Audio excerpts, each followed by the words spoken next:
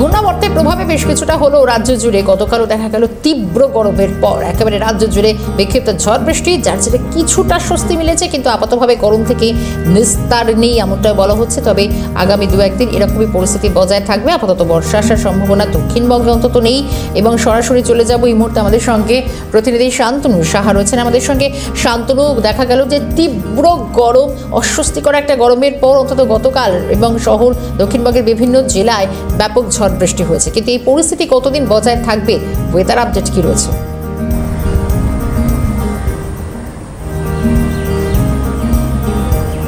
দেখো শর্মিষ্ঠা, তোমাকে জানিয়ে রাখি যে গতকালের যে বৃষ্টি, সেই বৃষ্টির ফলে কিন্তু আবহাওয়ার কিছুটা পরিবর্তন হয়েছে।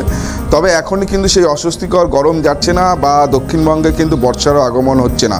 আলিপুর আবহাওয়া দপ্তরের তরফ থেকে এমনটাই বলা হচ্ছে। এবং অস্বস্তিকর যে গরম, যে তাপপ্রবাহ, সেটা কিন্তু জারি থাকবে।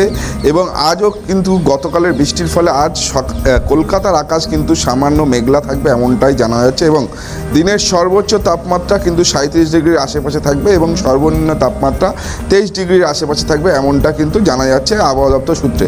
এবং পাশাপাশি তোমাকে জানিয়ে রাখি, এই যে গতকালের বৃষ্টি, সেটা হচ্ছে স্থানীয় মেঘপুঞ্জের কারণেই কিন্তু এই বৃষ্টিপাত ঘটেছে। এবং আগামীকাল অর্থাৎ এই বৃষ্টিপাত হতে পারে এমনটাও কিন্তু জানা যাচ্ছে। মূলত 2 চব্বিশ পরগনা, 2 মেদিনীপুর সহ আশেপাশের যে জেলাগুলো রয়েছে, কলকাতা সহ তার আশেপাশের জেলাগুলোতে বৃষ্টিপাতের সম্ভাবনা রয়েছে। তবে এখনই কিন্তু দক্ষিণবঙ্গে কিন্তু বর্ষার প্রবেশ হচ্ছে না। এই চলতি মাসের 12 তারিখের পর কিন্তু বর্ষা প্রবেশ করতে পারে দক্ষিণবঙ্গে এমনটাই কিন্তু জানা যাচ্ছে। পুরোপুরি বর্ষা আসতে, যেটা আবহাওয়া দপ্তর সূত্রে জানতে পারছি, যে আমরা জুন মাসের 3য় সপ্তাহ হয়ে যেতে পারে, অর্থাৎ 20-22 তারিখের মধ্যে কিন্তু বর্ষার প্রবেশ হবে কিন্তু দক্ষিণবঙ্গে।